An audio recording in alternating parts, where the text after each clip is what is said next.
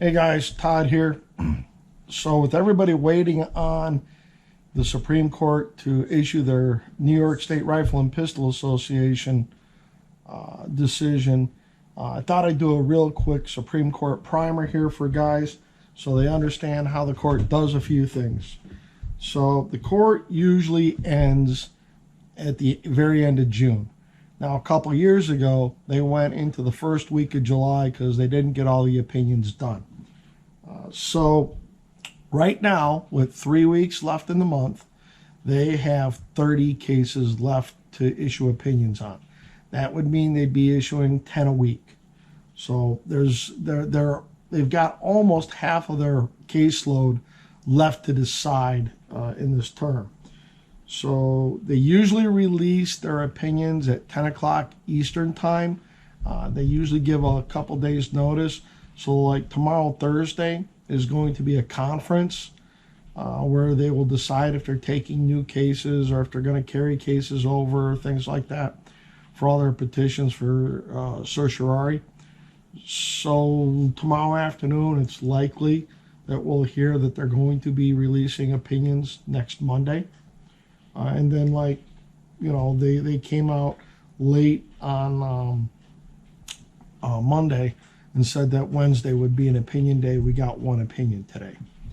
So once they start releasing cases, there's usually a 10-minute gap. Now, they used to read the decisions from the bench, but they don't do that anymore because of the COVID stuff. We don't know when we're going to get back to them actually reading opinions and dissents and doing all that from there. And that changes the way we find out about cases. Used to be that at the beginning of the morning when they were setting up, there would be a number of boxes, and each of those boxes contained the opinions for that case. So if there were 4 boxes, you could pretty much surmise 4 cases or 4 opinions were going to be released that day. So don't have that. So what we've got is, if you go to the Supreme Court webpage, go under opinions, and then you look up here at the screen, and you'll see on the right, on the left side, there's this R column. And the R is the release number, the number of the opinion. When they start releasing opinions on a given day, that column will be blank if there's going to be more than one opinion. Today, there was one opinion. So when it was released, there was an R number. They don't publish the R number on the website until all the cases for that day have been released. So as we watch it, you keep hitting the refresh button on your browser. When a new case comes up on the morning of a release, if there's no R number, it means there's going to be another case. Then they'll release the second case. And if there's no R number, there's going to be a third case. If there is an R number, that's it. We're done for the day. So today was anticlimactic. It was one and done. That was it. Opinions are also released in reverse seniority. So the newest member of the court that is issuing an opinion for that day will go first. So Amy Coney Barrett is the newest justice on the bench. So if she's doing an opinion, hers will be the first out of the day. And then it goes from there. So as you watch, if there's more than one opinion, like the other day there were 3 opinions. They got to, Sotomayor was the first opinion.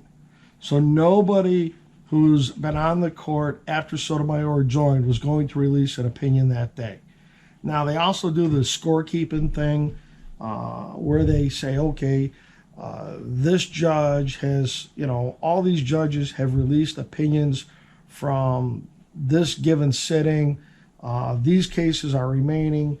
Therefore, these are the judges who haven't issued opinions from this particular set of arguments. And then they go into a guessing game about who is going to write what opinion. And there's a couple schools of thought on New York. My bet is that Clarence Thomas is going to be the one writing the opinion. He's been the most outspoken on the 2A issue, calling it a disfavored right, a stepchild of the Bill of Rights. And with that, he's written the most dissent letters about not taking cases.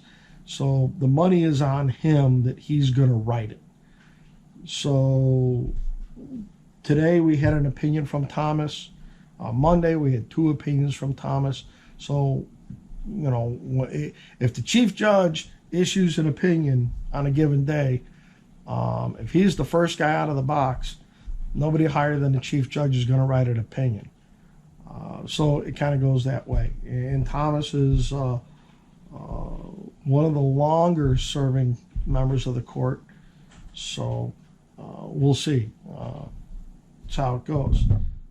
This is kind of just a down and dirty quick thing. So I watch SCOTUS blog. SCOTUS blog comes up and about 15 minutes before the start of things, they will start a live blog feed. If they're issuing orders, so if they're going to issue what comes out from the conference tomorrow on Monday, then they start those usually come out at 9:30 Eastern time. Then opinions start coming out at 10 o'clock Eastern time. If there's going to be any opinions for the day. So that's kind of how it works. I like watching SCOTUS blog. They do a really good job over there. They've got a lot of good intel, a lot of good info, and it's just a really good thing. So with that, here's to hoping that next Monday we might see something and see what there is. So I just want to give you guys a real quick brief on what we're doing when we watch this stuff. So Monday morning, 9 o'clock Central, 10 o'clock Eastern, I'll be glued to my phone with checking the web browser to see what's coming up and see if we don't get the New York case listed. So with all that, if you like this stuff, please hit the subscribe button, hit the like button, and pass this on to all your friends and have them take a peek at the page. So thanks a lot.